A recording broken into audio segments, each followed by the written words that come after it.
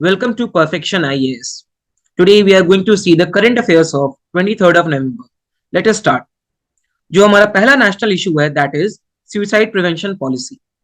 So ministry of health and family welfare has come up with a national policy on suicide prevention strategy. ठीक है, and this is a first policy of this kind. ये इस तरह का पहला initiative. Getting the point. अब आप देखो, अगर मैं कुछ फैक्टॉइड्स के बारे में डील करूं with relation to suicide, then section 309 of IPC makes suicide a criminal offence. ठीक है, तो अगर आपसे पूछा जाए कि which section of the IPC deals with suicide, simple question पूछा जाएगा. सेक्शन 309, 307 इस तरह के क्वेश्चन पूछे जाएंगे, तो इसलिए आपको ये थोड़ा याद रखना चाहिए. उसके बाद ये जो क्रिमिनल ऑफेंस है ना, this can attract imprisonment up to 1 years. 1 साल तक की जेल हो सकती है आपको. ठीक है, मैं आपको एक छोटा सा एग्जांपल या एक नेम दे रहा हूं, ये आप लोग अपने एंड पे जाके रिसर्च करना कि इसके पीछे की क्या स्टोरी है. This will be really very engaging and you will get an insight according to the criminal jurisprudence of the country. आपको एक छोटा सा इंसाइट मिलेगा कि हमारी कंट्री में जो जूरिस्प्रूडेंस है, स्पेशली क्रिमिनल जूरिस्प्रूडेंस, वो किस तरीके से काम करता है. तो यहाँ पे जो मैं नाम दे रहा हूं आपको, दैट इज आयरम शर्मिला जी. ठीक है, अब आप जाके इसको देखिए. I won't deal on it. Okay, अब इसके बाद क्या हो गया, अब आप खुद सोचो कि a person who is already going to attempt suicide, मान के चलो if by any reason that person dies, ठीक है, सो ओके, उसके बाद कुछ भी नहीं कह सकते. But if the person manages to escape, अगर वो एस्केप कर जाता है या किसी रीजन की वजह से जो उसका अटेम्प्ट है वो फेल हो जाता है, then that person will be given a penalty of 1 year of imprisonment. तो ये फिर गवर्नमेंट ने भी इस चीज को रिकॉग्नाइज किया and they came up with the mental health care act of 2016. और इसके according they have decriminalised section 309 और रैदर सुसाइड. ठीक है, क्योंकि उनका मानना है a person who has come to the brink of committing suicide, he has some sort of mental problem, so therefore he should not be treated as a criminal but as a victim. Getting the point. अब ये जो policy है national suicide prevention strategy, इसका target है कि we should try to decrease the suicide mortality. Mortality means the death जो कि suicide के थ्रू होता है, टू लेस देन 10% या less than equal to 10% by 2030. ठीक है, अब एक और क्वेश्चन या एक और फैक्टॉइड जो आपको याद रखना चाहिए कि मान के चलो आप ये जो डेटा है सुसाइड, मान के चलो कितने लोगों की डेथ हुई है सुसाइड से, या for that matter death as such, ये जो मैटर है ना, या ये जो डेटा है, ये कलेक्ट करता है NCRB, national crime records bureau. Getting the point. इसके रिपोर्ट्स आते हैं हर 2 साल में, जिससे कि हमें इस चीज के बारे में मालूम चलता है. अब आप देखो, एसडीजी 3.4 सस्टेनेबल डेवलपमेंट गोल 3.4 में भी उन्होंने बोला है कि नॉन कम्युनिकेबल डिजीजेस से जो प्री मेच्योर मोर्टेलिटी यानी समय से पहले जो डेथ हो जाता है, हमको उसको 1/3 करना है. ठीक है, अब ये नॉन कम्युनिकेबल डिजीज कुछ भी हो सकता है. That can be heart disease, getting the point, that can be diabetes, कुछ भी हो सकता है. तो ये एक छोटा सा फैक्ट है जो आप याद कर सकते हो. कुछ और इनिशिएटिव है जो कि गवर्नमेंट ऑफ इंडिया ने लिया है स्पेशली सुसाइड प्रिवेंशन के लिए, और उन्होंने माना है कि सुसाइड प्रिवेंशन जो है that is a psychosocial phenomena. Okay, sociology में भी also have a thinker by the name of Durkheim. उन्होंने भी बोला है कि suicide is not a psychological rather a sociological phenomena. चलो ठीक है, that is a matter of discussion for some other time. तो यहाँ जो इनिशिएटिव है दैट इज मनोदर्पण इनिशिएटिव. ये क्या करता है ना, ये वैसे स्टूडेंट्स को जिनका की मेंटल हेल्थ और वेलबींग इंपैक्टेड है, ये उनको साइको सोशल सपोर्ट देता है. साइको सोशल सपोर्ट का मतलब ये है कि ये रेगुलर काउंसलिंग सेशंस अटेंड कराते हैं. ठीक है, पीरियोडिक टॉकिंग या पीरियोडिक कम्युनिकेशन होता है, जिसके चलते कोई भी इशू है वो हाईलाइट हो जाता है. ओके, एक और हेल्पलाइन है bye the name of Kiran helpline. Helpline means this is a number on which you can talk. तो ये जो हेल्पलाइन है ना, ये अर्ली स्क्रीनिंग देता है, फर्स्ट एड साइकोलॉजिकल सपोर्ट देता है और डिस्ट्रेस मैनेजमेंट देता है. ठीक है, तो इन दो इनिशिएटिव के through government of India is trying to solve the psychosociological problem of the masses. ठीक है, so I hope this particular issue is clear. Let us proceed forward. दूसरा है centre for excellence to be established for green port and shipping. अब आप देखो why in news, because Minister Sabranand Sonowal announced India's first National Center for Excellence for Green Port and Shipping. ठीक है, अब आप यहाँ पे कुछ की पॉइंट्स देखो. Alternative technology adopting for green shipping to foster carbon neutrality and circular economy in the shipping sector. ठीक है, अब हम यहाँ ये दोनों टर्मिनोलॉजीज को समझेंगे. First of all, what is circular economy? तो याद रखना कि जो 3 R's होते हैं ना, दैट इज रिसाइकल, रीयूज, ये हम सर्कुलर इकोनॉमी से इनको कोरिलेट करते हैं. कैसे, आप समझो. सर्कुलर इकोनॉमी मींस, या सर्कुलर मींस कि कोई भी चीज सर्कल में मूव कर रही है. Let us take an example. अगर आपने कोका कोला का एक टिन लिया, जो कैन आता है ना, वो आपने लिया, you have consumed it, you have thrown it into the dustbin. Getting the point? So इस पॉइंट पे वी रिसाइकल इट. आप सभी ने यूट्यूब वीडियोस देखा होगा ना कि एक बहुत ही बड़ी वो होती है मशीन, प्रेसिंग मशीन, वो इन कैंस को प्रेस करती है, कॉम्प्रेस करती है. So after recycling they are again made into something else, और ये यहाँ पे रीयूज हो जाता है. ये साइकिल चलते जाएगा. This is circular economy. समझ में आई बात आपको? तो सर्कुलर इकोनॉमी से क्या होता है? First of all, wastage of resources को हम कम कर देते हैं. Wastage of resources is decreased. उसके बाद efficient utilisation of resources, less pollution. Getting the point? और जो हमको गुड्स एंड सर्विसेज या गुड्स जो मिलते हैं, that is also cheaper. So in a way this also tackles poverty. Getting the point? अब आप देखो कार्बन न्यूट्रलिटी क्या होता है. कार्बन न्यूट्रलिटी का मतलब ये नहीं होता है कि कार्बन एमिशन हमने जीरो कर दिया है. इस चीज को हमेशा याद रखो. बहुत सारे स्टूडेंट्स ये समझते हैं कि कार्बन न्यूट्रलिटी का मतलब है there is no carbon emission. नहीं, कार्बन न्यूट्रलिटी का मतलब ये है कि कार्बन एमिशन, जितना भी हमने कार्बन एमिट किया है डिफरेंट प्रोसीजर्स के through, that is equal to carbon sequestration. Now what is sequestration? Sequestration means absorption of carbon. मतलब कि जितना कार्बन एमिट हो रहा है उतना ही कार्बन अब्सॉर्ब हो जा रहा है. तो जो नेट कार्बन है एटमॉस्फेयर में, that is zero. Getting the point? अब जैसे मान के चलो, इसका मैं आपको एक एग्जांपल देता हूँ.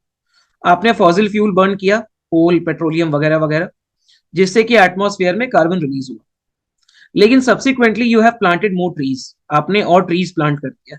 सो ट्रीज क्या करते हैं ना, they try to intake carbon dioxide for photosynthesis. In a way they are absorbing carbon. वो कार्बन को एब्सॉर्ब कर रहे हैं, सेक्वेस्ट्रेट कर रहे हैं.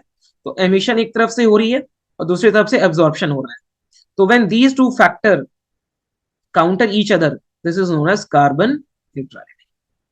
Got the point? ये क्वेश्चन यूपी पीसीएस में पूछा था, आई थिंक 2021 में. तो ये सबका इंस्पिरेशन यहीं से कहीं से आता है. ओके, आगे देखो आप. India intends to increase the share of renewable energy to 60% of the total power demand in major ports. ठीक है, तो मेजर पोर्ट्स में वो जो डिमांड है ना, वो उसको 60% तक रेन्यूएबल एनर्जी के थ्रू करने की कोशिश कर रहा है. Can you appreciate the point कि यहाँ पे कितना ज्यादा काम किया जा रहा है? और अभी इंडिया ने टारगेट भी एक बहुत ही प्रेस्टिजियस टारगेट सेट किया है. ओके, जो रिसेंटली COP27 की मीटिंग हुई है ना इन इजिप्ट, COP27 की meeting in Egypt, here also India has taken major pledges. India ने मेजर प्लेजेस लिए हैं. Though India is a developing nation, still India is trying to work a lot. Getting the point? चलिए, अब यहाँ पे word use हुआ है major ports. You know India is having 13 major ports. ये भी आप याद रख सकते हो. ठीक है, चलिए. अब India has been selected as the first country under the IMO. IMO stands for international maritime organisation. ठीक है, IMO green voyage 2050 project to conduct a pilot project related to green shipping. यहां से हमें एक और क्वेश्चन मिल चुका है कि ग्रीन वॉयज किस इंटरनेशनल इंस्टीट्यूशन का प्रोजेक्ट है. आपको IMO पूछ सकते हैं, WTO पूछ सकते हैं. यहाँ ग्रीन लिखा है, so they can give you UNFCCC. Getting the point? तो ये आंसर होगा IMO. उसके बाद कि with which nation IMO is conducting a pilot project related to green shipping. Answer will be India. और इंडिया की जो नोडल एजेंसी है जो कि पार्टनर कर रही है आईएमओ के साथ, दैट इज टेरी। ठीक है, टेरी। चलिए, लेट अस प्रोसीड। अब हम देखते हैं फर्टिलाइजर इंपोर्ट्स टू इंडिया। अब आपको पता है India is an agricultural economy. India is an agricultural economy, not in the terms of contribution to GDP, यानी कि जो जीवीए है, gross value added, that is approximately 15 to 18% only. वो भी अगर हम एग्रीकल्चर और अलाइड सेक्टर्स को अपने कंसिडरेशन में ले रहे हैं।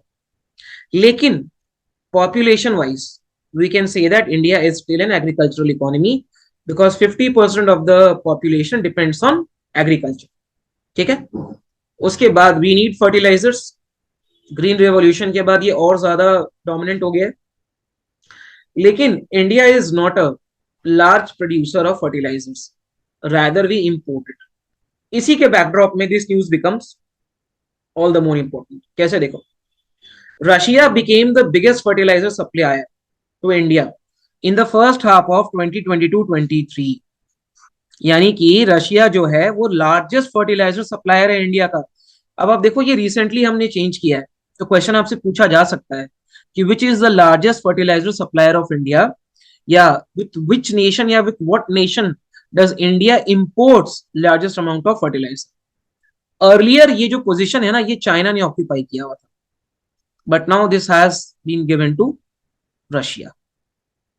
ठीक है, देखो यहाँ पे इंडिया का जो फर्टिलाइजर इंपोर्ट है रशिया से, that has surged 371% to a record of 2.15 million tons. ठीक है, अदर टॉप एक्सपोर्टिंग कंट्रीज यानी कि after Russia we have China obviously, क्योंकि हमने चाइना को भी अपना सरपास किया है, Jordan, Egypt, United Arab Emirates. ठीक है, अब हम यहाँ पे थोड़ा सा फर्टिलाइजर्स के बारे में जानते हैं। In India we basically use three fertilizers. One is urea, second is DAP, which stands for diammonium phosphate. ठीक है, और फिर उसके बाद we have MOP, that is muriate of potash. ये तीन फर्टिलाइजर्स जो है वो इंडिया में यूज किया जाता है। अब गवर्नमेंट जो है ना वो बेसिकली इंडिया में फर्टिलाइजर सब्सिडी प्रोवाइड करती है। ये फर्टिलाइजर सब्सिडी क्या है, आप यहाँ पे समझने की कोशिश करते हो। मान के चलो आप, this is a fertiliser shop, ठीक है, या दिस इज द मैन्युफैक्चरर, और इसका यहाँ पे सेलिंग प्राइस है फर्टिलाइजर्स का 100 रुपीज, लेकिन फार्मर्स को ये दे रहा है 20 रुपीज में। तो ऐसा नहीं है कि ये जो बीच का 80 रुपीज का लॉस है ये मैन्युफैक्चरिंग कंपनी बियर करेगी। होगा क्या कि the company will give the fertilisers at ₹20 to the farmer and the remaining 80 will be reimbursed to it by the government, जिसको कि हम फर्टिलाइजर सब्सिडी के नाम से जानते हैं। क्लियर हुआ आपको फर्टिलाइजर सब्सिडी क्या है? ठीक है, अब देखिए इंडिया में ना we have nutrient based subsidy which was started in 2010। यानी कि हम टोटल फर्टिलाइजर्स के हिसाब से नहीं, लेकिन उनमें जो न्यूट्रिएंट है, for example potassium, phosphorus, nitrogen, इसके बेसिस पे हम सब्सिडी देते हैं। और ये जो न्यूट्रिएंट बेस्ड सब्सिडी है that was started by department of fertilisers under the ministry of chemicals and fertilisers. Getting the point? एक और चीज याद रखना आप, जो न्यूट्रिएंट बेस्ड सब्सिडी है that is applicable only to the non urea based subsidy, यानी कि जो जो फर्टिलाइजर यूरिया नहीं है सिर्फ उनमें ही एप्लीकेबल है, जैसे कि डीएपी एंड एमओपी। क्लियर? आगे बढ़े, चलिए अगला न्यूज है तवांग वांग memorial. Why was this in news? Because Andhra Pradesh CM Pema Khandu has dedicated the extended and renovated war memorial in Tawang. ठीक है, अरुणाचल में है ये, अरुणाचल प्रदेश। ये किस लिए बनाया गया? Because it commemorate the martyr soldiers of 1962। अगर मैं आपसे क्वेश्चन पूछूं कि 62 वॉर में what was the name of Arunachal Pradesh, so उसका नाम था नेफा। इसको मैं यहाँ पे फुल फॉर्म में लिख देता हूं, नॉर्थ ईस्ट फ्रंटियर एजेंसी। ये पूछा जा सकता है कभी, इसीलिए आप बॉकडाउन मत होना, आपको पता होना चाहिए कि 62 वॉर में what was the name of Arunachal Pradesh. ठीक है, फिर देखो आप, CM has also inaugurated the newly constructed Veer Aangan और courtyard of brave heart alongside the war memorial, यानी ये जो वॉर मेमोरियल बना है इसी के अलॉन्ग साइड में we have made a Veer Aangan. ठीक है, चलिए अगला न्यूज, सम इंटरनेशनल न्यूज। ये है वा song 17। Hwasong 17, North Korea has again fired an intercontinental ballistic missile. ये मिसाइल सिस्टम है जो कि कॉन्टिनेंट्स को क्रॉस कर जाता है। तो इसका range 1000, 2000 and many times up to 5000 kilometre तक भी हो सकता है, क्योंकि ये बेसिकली कॉन्टिनेंट्स क्रॉस कर रहा है। से नॉर्थ कोरिया जो है वो एशिया में है, इसे अगर यूएसए में कोई मिसाइल भेजना है, सेंड करना है, तो North Korea has developed that capability. Okay, तो ये जो है ना, basically this is a nuclear arm, North Korea's biggest missile gate. ये न्यूक्लियर आर्म्ड है, यानी आप इसमें न्यूक्लियर वॉरहेड को कैरी कर सकते हो। ठीक है, it is the largest road mobile liquid fuel intercontinental ballistic missile. इसमें जो फ्यूल हमने यूज किया है ना, दैट इज लिक्विड फ्यूल। ठीक है, चलिए लेट अस प्रोसीड फॉरवर्ड। अब हम ये न्यूज देखते हैं, शहीदी दिवस of Guru Tegh Bahadur. Guru Tegh Bahadur, he was a Sikh guru. In total we had 10 Sikh gurus, the last of whom was गुरु गोविंद सिंह जी। ठीक है, उसके बाद क्या हो गया कि they have treated the holy book Guru Granth Sahib as the guru which will guide them. Okay, the founder of the religion was, the founder of Sikhism was Guru Nanak Dev ji. Getting the point. चलिए हम देखते हैं कि ये क्यों न्यूज में था। इसलिए न्यूज में था क्योंकि नवंबर 24 इज कोमेमोरेटेड एज द शहीदी दिवस ऑफ गुरु तेग बहादुर जी। कुछ उनके बारे में जानते हैं। ही was the 9th Guru and was executed on the orders of Aurangzeb in 1675। ये दोनों फैक्ट आपके काम पे हैं।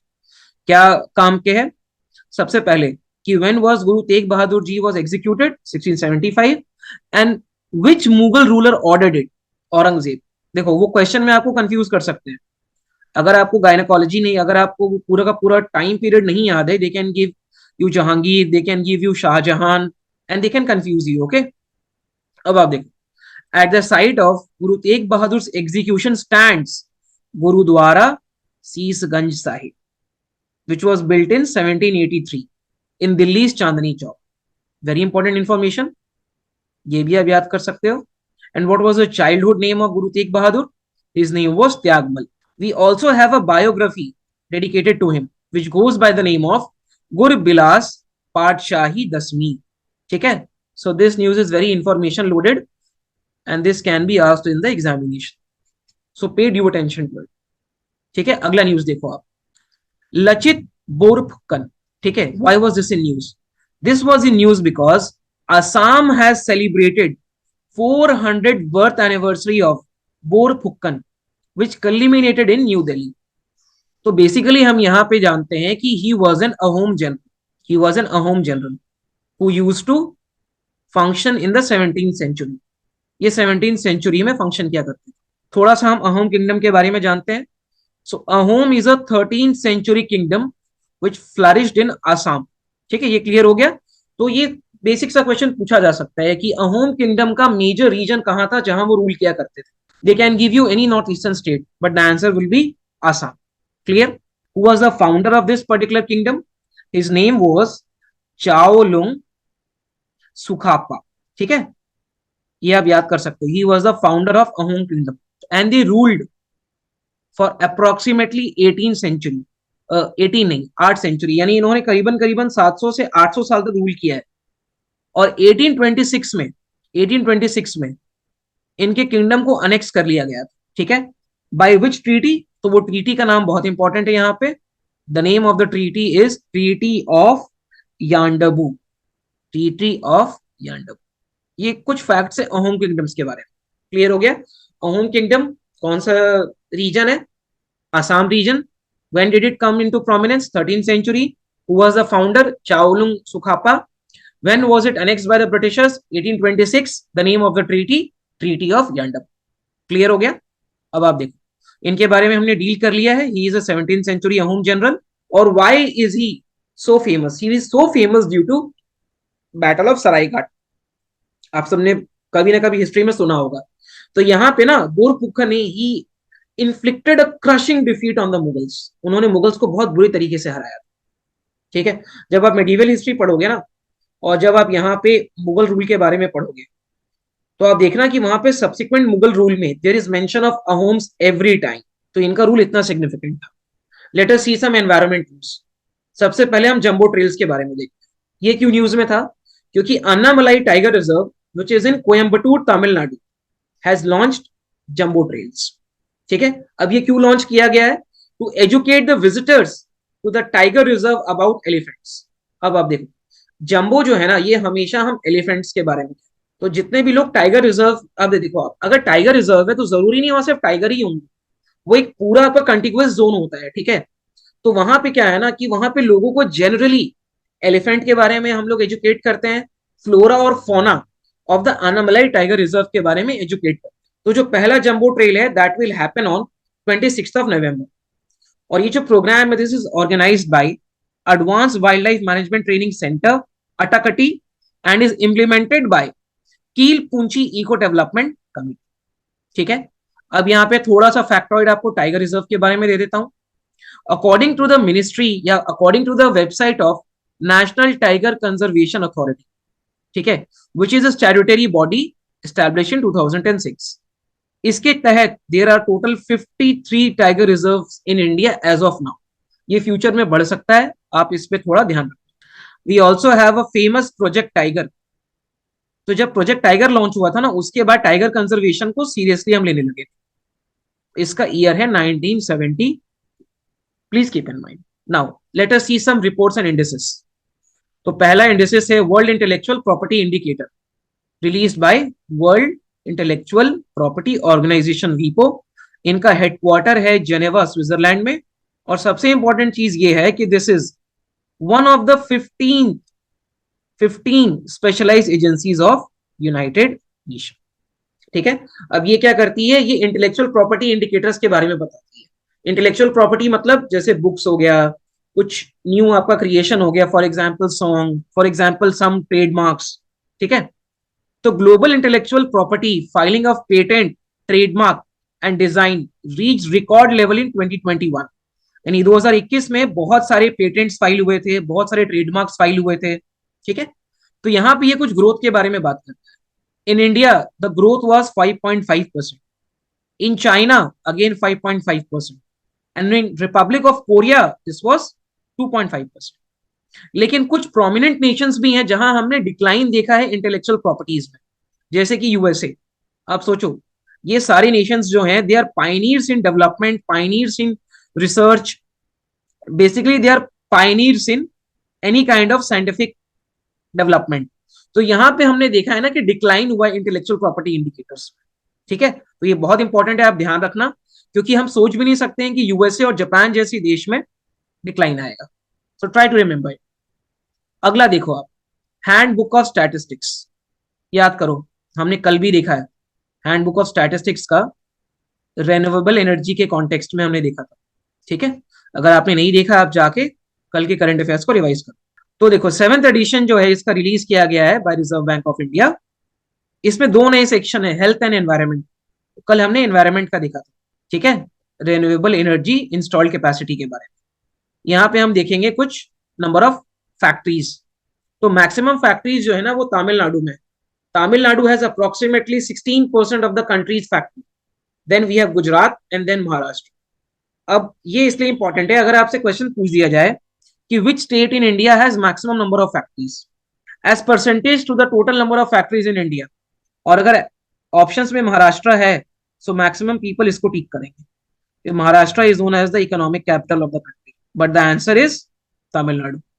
ठीक है, और लीज फैक्ट्रीज हैं लद्दाख में, obviously due to geographical and the topographical reasons, Andaman and Nicobar isolationist region, और नॉर्थ ईस्ट में जहां पे we have historical development deficit, historical development deficit. चलिए, then we have some security news, देखते हैं। One exercise by the name of शत्रुनाश। Y news? Because Indian army conducted integrated power exercise by the name of Shatrunash in Thar desert, जो कि है श्री गंगानगर राजस्थान। तो यहां पे हमने क्या किया है ना, the tanks they were equipped with radars, they also participated in the military. ठीक है, अपॉइंटमेंट विनीत कुमार ले लो आप. Vineet Kumar has been appointed as a CEO of खालियन village industry commission. Something on KVIC. सबसे पहले this is a statutory organisation. ठीक है, ये एक स्टैट्यूटरी ऑर्गेनाइजेशन है. इसका मतलब है कि this has been established through a law passed in the parliament. This works under the overall command of ministry of MSME और इसको एस्टैब्लिश किया गया था 1956 में. बहुत इंपॉर्टेंट चीज है. देखो कोई भी अगर ऑर्गेनाइजेशन हो, कमीशन हो ना, उसमें आप तीन चीजें देखना. मैं पहले ही बता देता हूं आपको. सबसे पहले whether it is statutory or executive, getting the point. In some cases constitutional also. Second, ministry, वो कौन से मिनिस्ट्री के अंदर आता है, और एस्टैब्लिशिंग ईयर क्या है, एंड लास्ट ऑब्जेक्ट. ठीक है, इस तरीके से आप किसी भी कमीशन को या किसी भी स्कीम को प्रिपेयर करोगे, आपका कोई भी क्वेश्चन गलत नहीं होगा. Getting the point. So next, apps and portals. Ghar app, go home and reunite. Why in news? Because national commission for protection of child right has launched a web portal. एक web portal launch किया उन्होंने. थोड़ा सा इसके बारे में जान लेते हैं. Again this is also a statutory organisation working under the overall command of ministry of women and child development. Getting the point.